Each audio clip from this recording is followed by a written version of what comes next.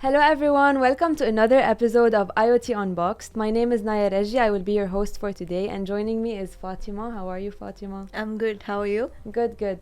So today we're gonna discuss a use case, which is outdoor weather station or outdoor air quality monitoring. Exactly. First, I just want to ask you, is there a difference between a weather station and air quality monitoring device? Yes, it does. If I say, because outdoor air quality monitoring means it can be different parameters, like it can be temperature, humidity. There are weather station parameters, like it can be wind speed, rainfall. So these includes in weather stations. But outdoor air quality, if you ask me, there are certain gases, like outdoor gases. It can be like ammonia, H2S. So there are certain harmful gases it comes along with, plus those weather station parameters as well. Got it. So one is more about how to forecast the weather, and another one is more about the air quality We itself. can say like that. Yeah. Nice. So when we install, like, let's say an outdoor air quality device, Mhm. what is the range it will cover for the air quality? It covers around we can say 1 kilometers. If you are Okay. like putting in a remote locations or something which is an open space, you can put it like 1 kilometers apart the weather stations, and that's how we put it. And actually we put it in higher places. Okay, Okay, so that's how the installation works. amazing. So where would you put this weather station? Maybe in what type of sector or land or industry, and why would you use a outdoor monitoring? Mostly the industries which use outdoor weather stations are agriculture industries, where they have to plan about how the crops, the when it will be the field starts, when it will be the cropping, everything Seasons. happens. Yeah, so it depends on that. So mostly agriculture sectors are mostly interested in outdoor air quality monitoring solutions. Amazing. I also heard a use case like there's windmills, so they want to monitor the weather or the air quality to know the wind speed, how Yeah. to place the windmills. I think this is interesting, like in what direction to put them. Okay. Yeah. Yeah, it can measure the wind speed and wind direction, all of that also. So maybe you can use it for that use cases also. But mostly, if I say agriculture is the 80% of the market. Number one. Yeah. So what type of features do you have on your platform that can help with the user experience maybe? Yes, yes. So on our platform, we have real-time monitoring. Okay. So you can get the data on every like 1 hour data. So you can monitor, you can have a continuous data happening on the platform. So in case if there is any fluctuations due to any climate change, you can say like, because these parameters change very frequently, right? So there is a need that you monitor it continuously. So because there are like harmful gases, CO2, these are like, if it is above a certain limit, it can be like fatal to the people. Oh. So what you have to do is a continuous monitor is of course necessary. So it will give you like a continuous trading, and in case of any fluctuations, what it will do is it will just raise an alert on the platform, and you can also get it notified on your email, WhatsApp, anything. What about a mobile app? We do have a mobile application, so it called Ignite Shield, and in case if there is any alerts generating, it will generate on the mobile applications as well. Amazing. So Yes. basically you can monitor remotely and also get alerts if there's any Exactly. threshold. Yes. So yes. also for prevention maybe in that case.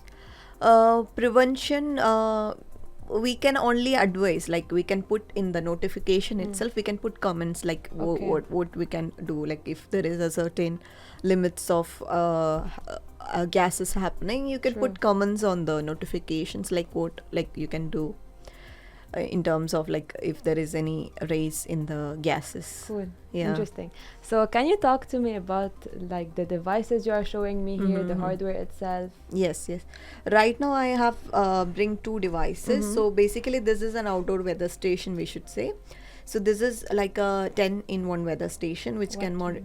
What means 10 in 1? Okay, it's like 10 parameters it can monitor. So Okay. it's like 10 parameters in one weather station. Wow. So it monitors like temperature, humidity, wind speed, wind direction, rainfall, CO2, PM, etc. So those parameters it will monitor. And this is a small device. If somebody only wants to monitor the CO2 level. Okay. So you can use this small device as well. So this is more into like a weather station kind of use cases, where in you can use it for your agriculture sector and all. And this one, if in case of like schools or like gardens, if you want to put it, you can use this small device as well. Just to make sure the difference between, let's say, a weather forecast that you get on your phone, like app on the weather, and this, it's like this is more precise because you will have it in this specific location you need, right? Actually, we cannot compare between like that, because weather forecast is something like you will get a prediction like tomorrow it can happen like this. Okay. So we cannot do that part, like what can happen later, but it will give you an analysis, like Of if you want real time. Yeah, real time data And history. Yeah, history also you can get it. And if you want to compare data between two different places, like amazing. yeah, you can do that from the platform side. And You two can different times, let's say last week, this week. Yes, exactly. Very good. Yes. So you can see the performance also. Exactly. Interesting. When you install these devices, what about the communication protocol? What are you using, and what are some limitations maybe you're facing? Yes. So there are multiple parameters it supports. Communication. I'm sorry. So there are LoRaWAN devices as well 4G devices. So it really depends on the application, I should say, because 4G devices you use in a situation where you are only monitoring in a remote area, like you only want one device or something, you can use a 4G device. So you will put a SIM card inside the device itself. Okay. Yes. And in case of like you have multiple weather stations in a 1 kilometer space, what you can do is you can use multiple weather station with one LoRaWAN gateway. Got it. In that case, it will be more cost effective than a 4G device. Obviously, because one gateway that would provide the Communication for everything. For all the weather stations, instead of having one SIM card or data package. Exactly. Also, it in terms of battery life also, the 4G device is usually it will be powered only, or it should be solar powered, because the battery will consume more for 4G devices.